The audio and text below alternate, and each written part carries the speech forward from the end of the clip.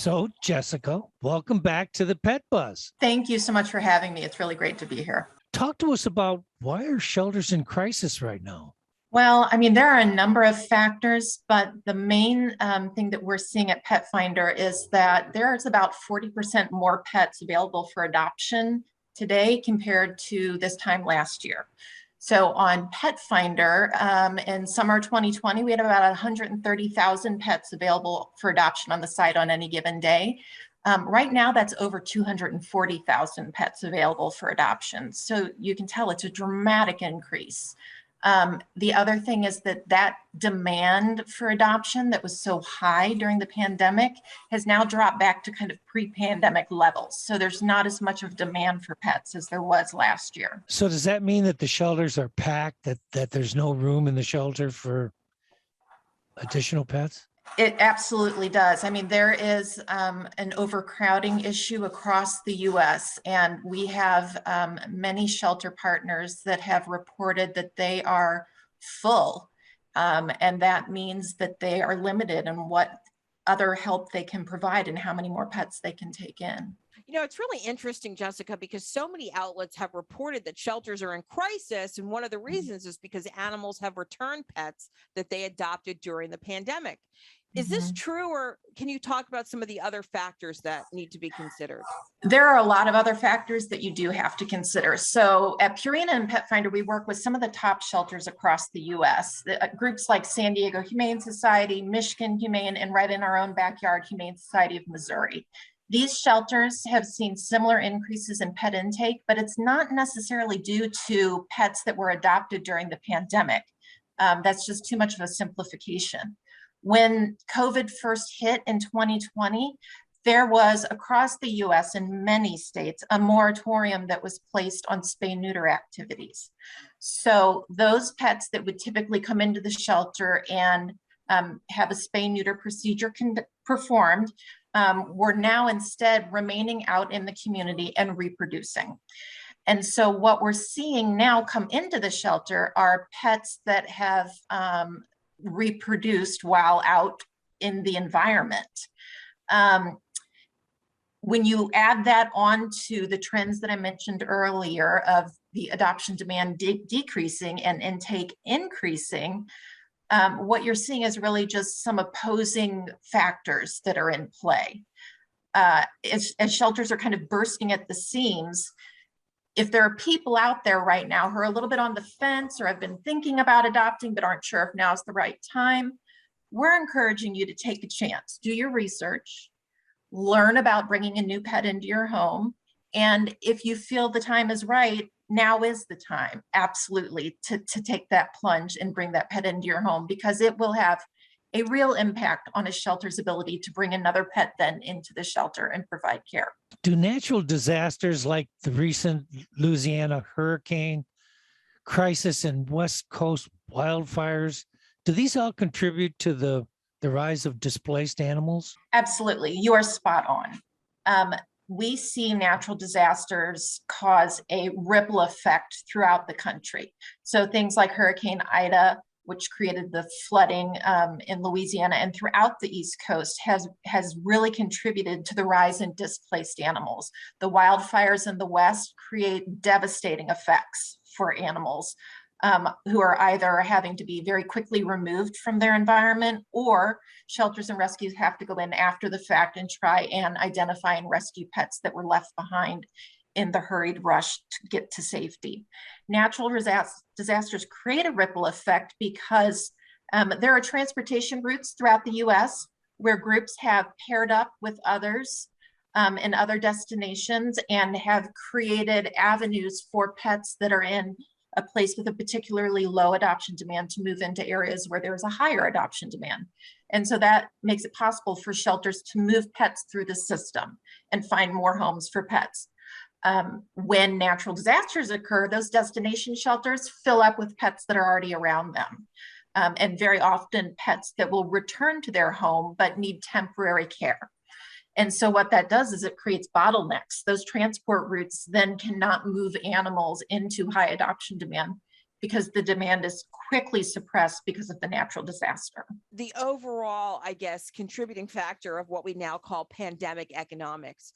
How has that affected shelters and their staffs? It's been very difficult on shelters and shelter staff. So there were many shelters that were forced to close temporarily or even permanently because of lack of funding during the onset of COVID.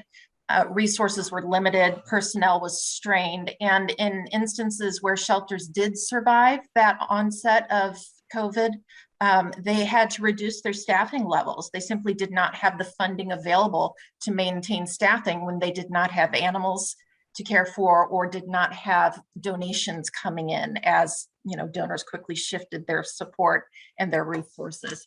So PetFinder noted a decrease of approximately 800 shelters that were on our site in 2020 that are no longer on our site in 2021. So we know that there are fewer shelters handling more pets than before.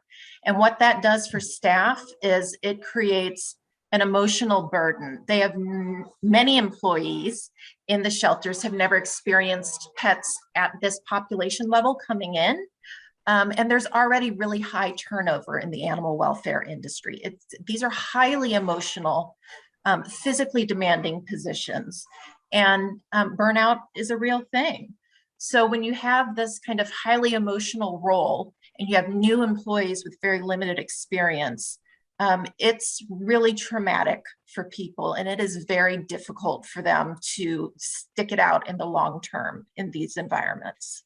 You mentioned you have 800 that are not on 800 shelters, not on the roll now. How many do you have on your rolls? So PetFinder has 11,500 shelters and rescues that post pets for adoption on site. Wow, that was about 10% then. Yeah, and also you have to think about this too, is that some of those donors in those local areas who would contribute have now moved away because they no longer want to live in the States. Yeah. And then you also think, with the Delta Lambda variant of COVID, people still have to maintain social distancing. And then the other thing is we now know the effects of COVID on pets. So workers have to be tested more because we know that people can give COVID to dogs and cats. And even though dogs can't spread it to dogs, cats can spread it to cats. So that's another huge economic burden of, buying COVID tests for workers. I mean, perfect example of that is what just happened at the Smithsonian. I mean, the tigers at the Smithsonian are sick. While in the Bronx Zoo scenario, they knew that an asymptomatic worker had given the lions and tigers COVID. But in the scenario now that exists at the National Zoo, they don't know. So those can be more expenses that shelters can incur. So it really is a very this pandemic has become a very impactful situation on so many levels. And I'm so glad that Jessica's here to talk about that. Yeah, I think I just read where the Akron Zoo had 4 of their lions that have just contacted the COVID. They think it came from the handlers. Well, I have one more question that's intriguing for our listeners. The inconsistency that I'm beginning to see at the shelters when they're adopting out the pets, have they changed their policies that they don't sterilize the pets before they're adopted out, or is it just because of COVID that things are confusing? I practice in Miami also, and I'm seeing some of the shelters there don't require that before they're adopted. So that's an interesting observation. Our observations have been that the spay-neuter moratorium was temporary, just until kind of personal spacing issues were worked through and timing of services were mapped out, but that those spay-neuter activities are returning to normal, especially in light of the fact that we're seeing a population boom in the community. That said, we know that there are instances throughout the US where funding has not returned to enable those spay-neuter activities to go on. So there are pockets like what you're seeing in your area where some shelters and rescues are not financially able to provide those spay-neuter services to their pets. At PetFinder, we require all of our shelters and rescues to commit to spaying or neutering all eligible pets prior to adoption, because we just believe and know that that is one of the best ways to control pet overpopulation and thereby reduce euthanasia. What can animals lovers do to help pets in shelters? Adopt. We really encourage families that feel like this might be the time to take that plunge. Just educate yourselves, know what it takes to bring a new pet into the home, and learn ways that you can create a lifelong bond with that pet. We want all adoptions to be successful. So we're not suggesting that people rush into the decision, but if it's in the back of your mind, adopt. If you're not able to adopt, fostering or volunteering at a shelter is an incredible way to help, and it is very much needed right now. In addition to adoption levels falling to pre-pandemic rates, fostering has also fallen to pre-pandemic rates. So now is a great time to give it a test run. And there are a lot of shelters that are doing foster to adopt programs that allow people kind of undecided to do a test drive. Most shelters provide the medical care and the food and medications and veterinary care for pets that are being fostered. So it's it's a commitment of your time and your love, but it would not be a financial commitment at this time. The third thing that you can do is donate. You can donate financially, you can donate your expertise, you can donate supplies, food, training, transport services. Help those shelters at the local level. They really need your help right now. What's important, I think, is that we're trying to alert our pet lovers out there that there is a crisis right now. Sure. And There maybe is. they can focus their attention over the next few months in the holidays to maybe help out as Jessica has suggested, whether it's time for you to adopt, time for you to contribute in any way that you can help now would really be helping the pet population. Yeah. And that's with $1, $5, $10. Yep. I mean, it doesn't have to be, thousands of dollars. I mean, I think that's one misconception people always make. If they want to give money, they have to write a big check, something 100 plus. It doesn't have to be like that. Yeah, most of the Right. people that work there don't become millionaires. No, and it's not even that. I mean, any contribution you can make is absolutely appreciated. Absolutely.